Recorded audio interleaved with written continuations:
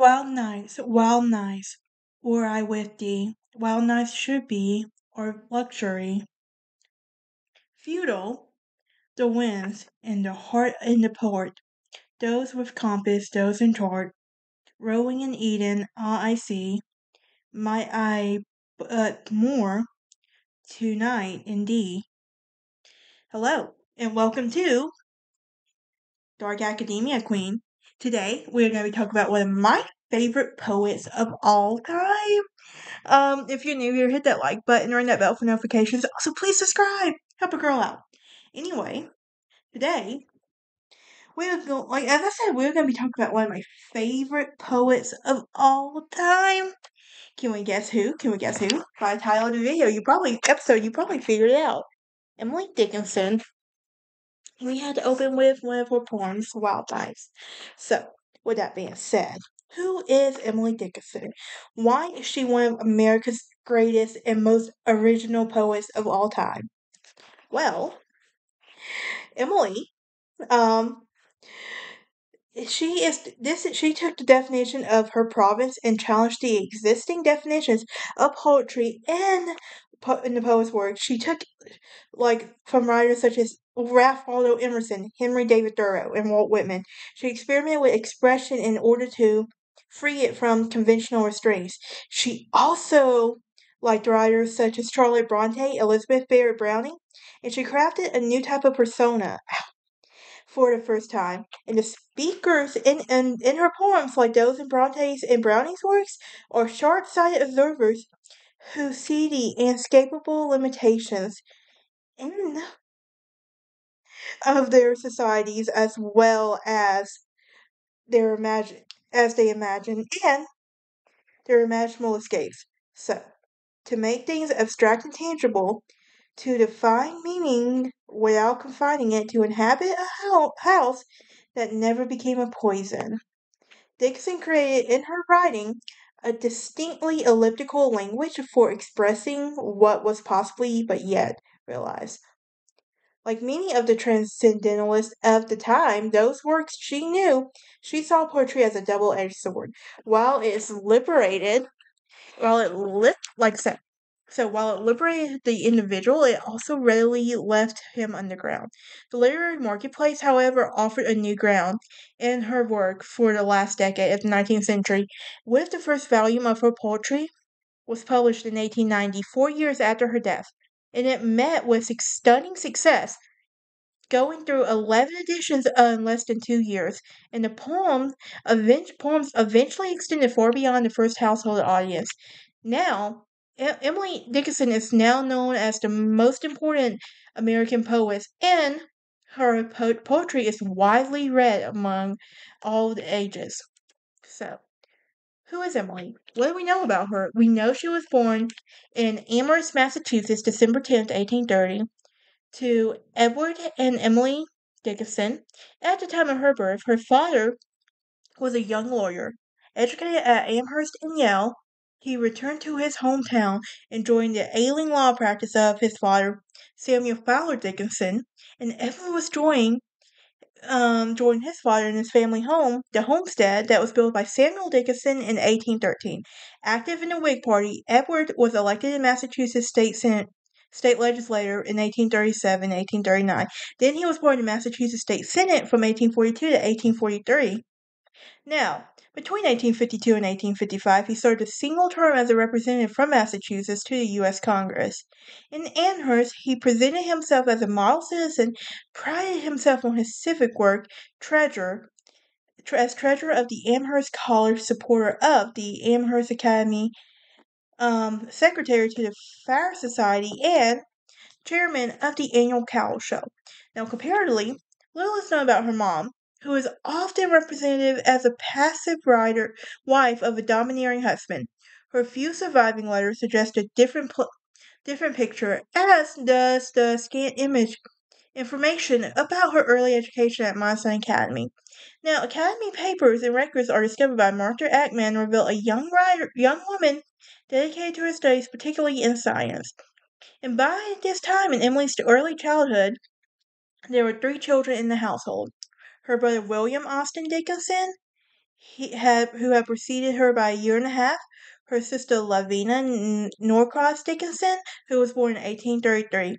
And all three children attended the one-room primary school in Amherst, then moved to Amherst Academy, and the school out of which Amherst College had grown. So, her brother now, the brother and sister's education was soon divided. Austin went to Williston Seminary in 1842. Emily and Vinnie continued at Amherst Academy. By Emily's account, she was delighted in all aspects of school: the curriculum, the teachers, the students, and the school prided itself on the connection to the Amherst College, offering studies regular attendance, offering students regular attendance at college lectures in principal subjects like anatomy, botany, chemistry, and all of that. Now, at first, it suggests that the curriculum um, reflected its 19th century emphasis on science, and the emphasis reappeared in her poems and letters through the fascination with naming, her skilled observation and cultivation of flowers, her carefully raw descriptions of plants, and her interest in chemic forces. Those interests, however, rarely celebrated science in the same spirit as their teachers advocated. In her early poem, she chastised science for its prying interest, and the system interfered with the observer's preference, and it studies also the life of the living things. So, at the same time, Dickinson's studies of botany and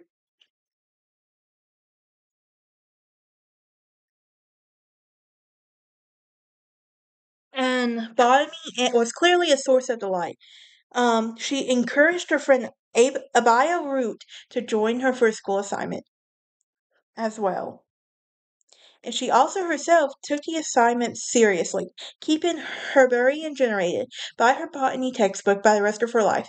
Now, behind her school botanical studies lay a particular text of common of used in at female seminaries as well.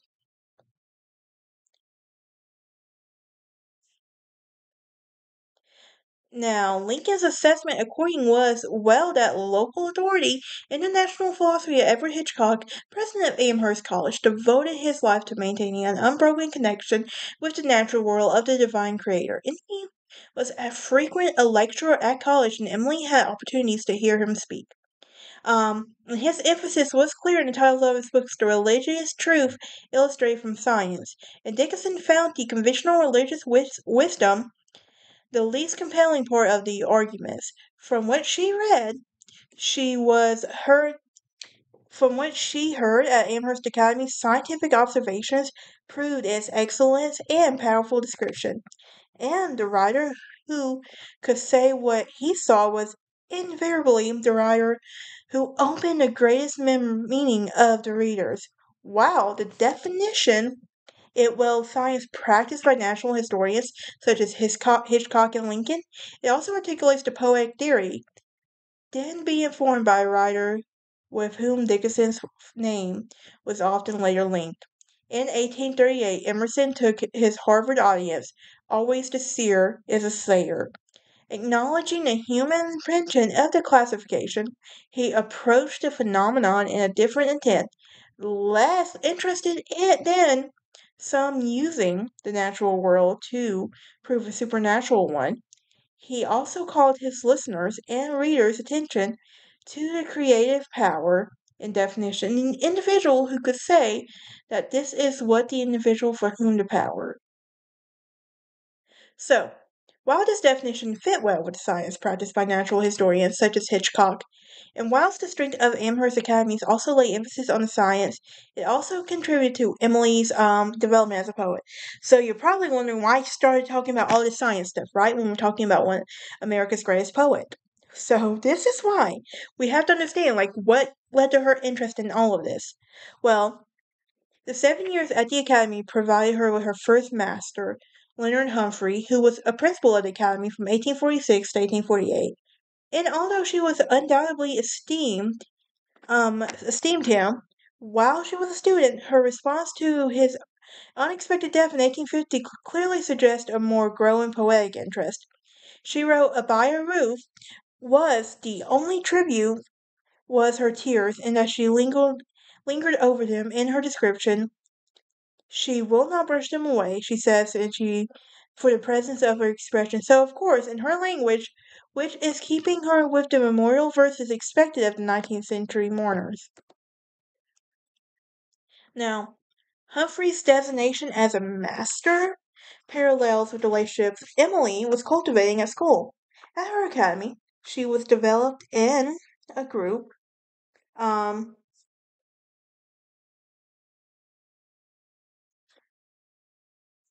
so, anyway, at the academy, she developed in a group of which her friends within whom she defined herself as a written expression.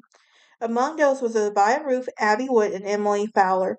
Other girls from Amherst also were among her friends, particularly Jane Humphrey, who lived with Dickinson while attending Amherst Academy, and she was common for young women of middle class to send the scant formal schooling they received at the academies for young ladies provided them with momentary autonomy as they were invited to an intellectual work study. Many of the schools, like Amherst Academy, required full day attendance and thus domestic duties were subordinated to academic ones. The curriculum was also the same for many young men's education. At the School for Young Ladies, William and Waldo Emerson, for example, recycled their Harvard assignments for the students, while when asked for advice for the future study, they offered the students the reading list expected for young men. Thus, this time at the school was an intellectual challenge and relative freedom for girls, especially in the academies such as Amherst, which prided itself. Um, it's raining outside, y'all.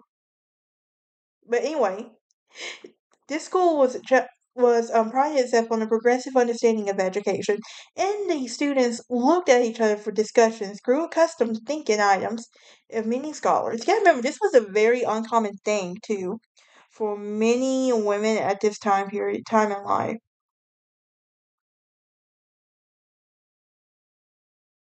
So, as was common, Dickinson left the academy at the age of 15 in order to pursue a higher and for women final level education. In the fall of 1847, she entered Mount Holyoke Female Seminary under the guidance of Mary Lyon, and the school was known for its religious predation. And parts of the Parcel curriculum were also sessions with the Lion, in which the religious questions were examined in the states and students' faith.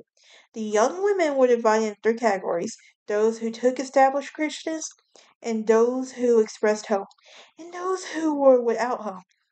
Much has been made about Emily's place in these latter categories, and rightly circulated that the story that she was the only member of the group.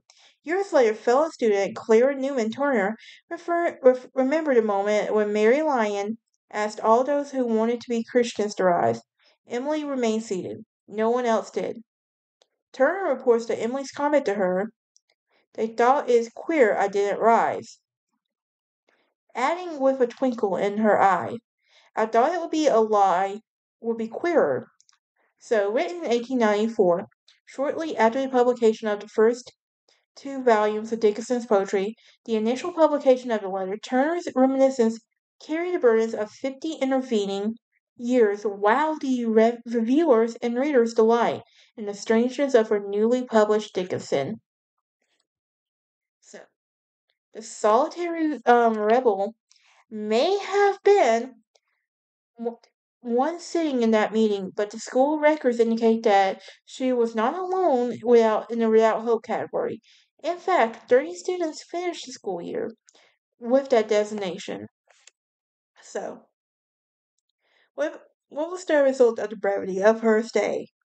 Well, it had given much speculation to the nature of her departure. Some had even argued that, beginning her so-called reclusiveness, it has also been mentioned that homesickness in the letters. But in the case, the letters suggest that the regular activities were disrupted, and she did not make the same kind of friends as she did at Amherst, but her reports on the daily suggest that she was fully a part of the activities of high school. Additionally, are raised and uncertainty who made the decision that she not return for a second year, which she attributed to her decision to her father, but nothing further upon his reasoning. Edward's reputation as a domineering individual in private and public affairs suggests that his decision may have stemmed from his desire to keep this particular daughter at home. So, her comments occasionally substantiate in such speculation that she represents herself as her essential to her father's contentment.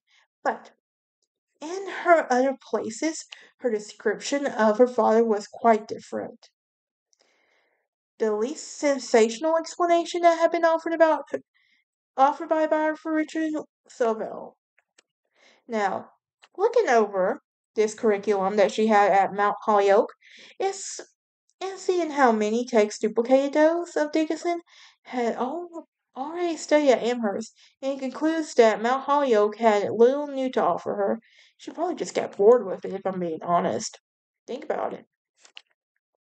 But particularly annoying were the numbers of calls and expected of women at Homestead. Emily, Edward Dickinson's prominence meant a tacit support in the private sphere, and the rounds of receiving and paying visits were essential for social standing. Not only were visitors to the college welcome at all times in the home, but also members of the Whig Party and legislators whom Edward Dickinson worked. Emily Norcross Dickinson retreat into a poor health in the 1850s may have well be understood as such a routine. Now, for Emily, the pace of such visits was mind-numbing, and she was began limiting the number of visitors that she had made to receive. She baked and tended the gardens, but she neither dust nor visit. Now, this there was also the only time that there was also one other duty that she gladly took, and as the elder of Austin's two sisters, she slotted together into an expected role of counselor and confidant. In the 19th century, the sisters were expected to act on a moral grade to her brother. Dickinson rose to that requirement, but in her own terms, school was known as school for her wit. She also was a sharp edged on the sweetest remarks. In her early letters, she also presented herself as the eldest child of hope, and for Dickinson's perspective, her safe passage to adulthood depending on two prospects of her character. With the first, she had a firm agreement with the wisdom of the century. The young man should emerge from an education with firm loyalty to his home. The second was Dickinson's own invention. Austin's success depended on the ruthless intellectual honesty. In her letters to Austin in the early 1950s, while she was teaching and he was in the mid 1850s, during his 3 years as a law student at Harvard, she presented herself as a keen critic who used extravagant praise in her own perceptions.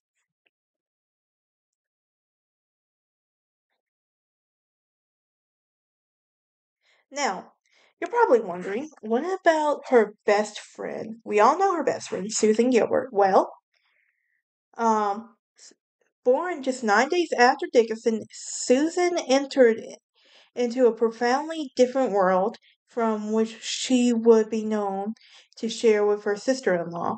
The daughter of a tavern keeper, Sue was born at the margins of Amherst Academy, and her father was defined her world as clearly as Edward Dickinson and that of his daughters. Had her father lived, Sue might have never moved from the world of working class to the world of educated lawyers. Her mom died in 1837, her dad in 1841, and after her mom's death, she and her sister Martha were sent to live with her aunt in Geneva, New York, and they returned periodically to Amherst to visit the older married sister Harriet Gilbert Cutler.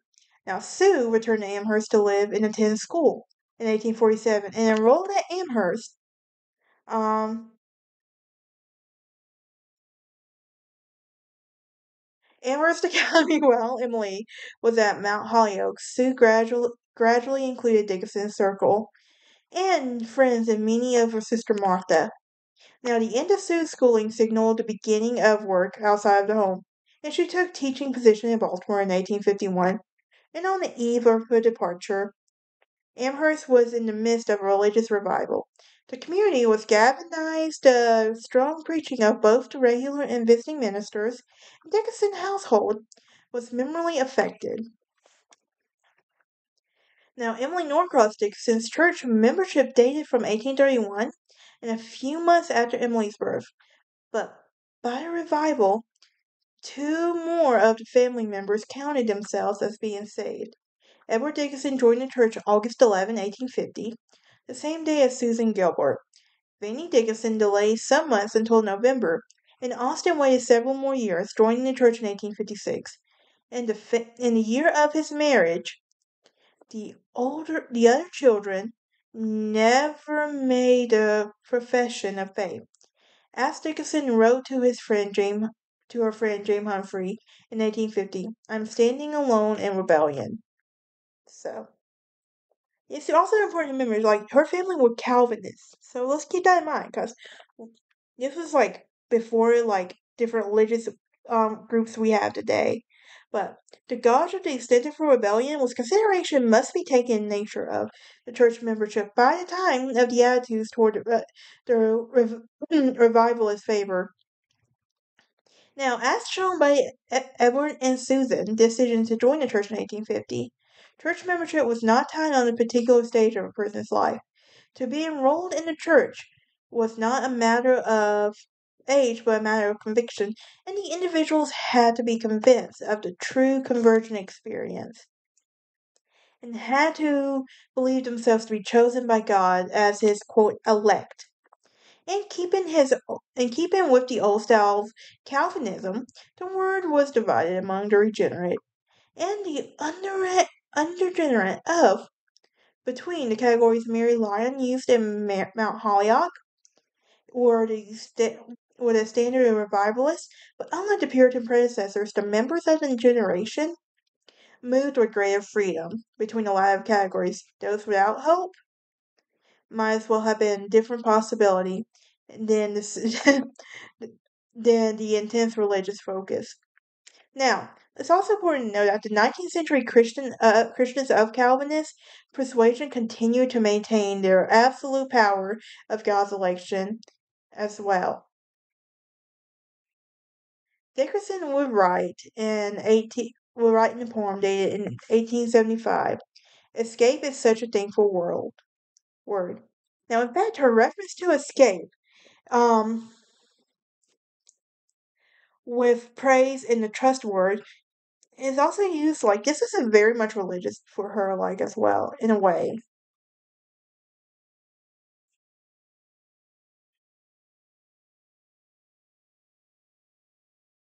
Now, during that period in 1850 revival in Amherst, Dickinson was reported by her own assessment of the circumstances far from the language of the renewal associated with the revivalist vocabulary. She also described the landscape of desolation, darkened and affliction. In her rebellion letter to Humphrey, she wrote, "How lonely this world is growing, something too desolate creeps over the spirit in known groups of the time." Now, her question frames the decade. Now, within those 10 years, she defined the incontrovertibly precious dirt, not religion, but poetry. But not the vehicle reduced to its tenor, but the process of the metaphor and the question in the watching of the meaning emerge. As early as 1850, her letters would suggest a mind was turning over and the possibility of her own work. Extending to contrast herself and her friends. In her friends, she described herself as not specifically on the aim of her life.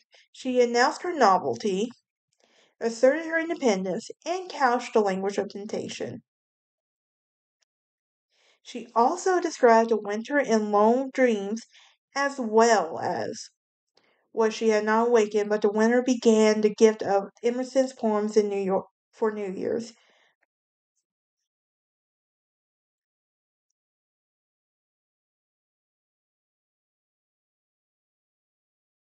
Now, whatever Gilbert's poetic aspirations were, Emily's clearly looked to Gilbert as one of her most important readers, if not the most important. She sent Gilbert more than 270 of her 70 poems, and Gilbert may have well have been read most of the poems Emily wrote.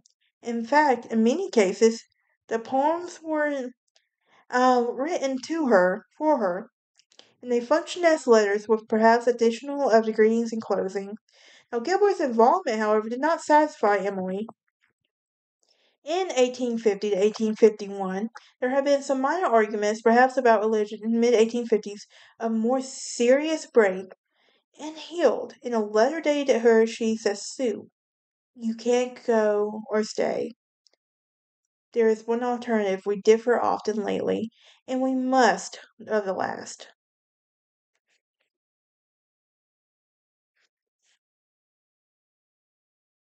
Now, what about her views toward marriage?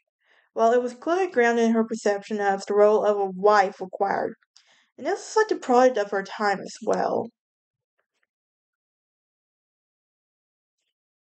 Alright, that's it for part one. Join me next time as we finish up with our Emily Dickinson episodes.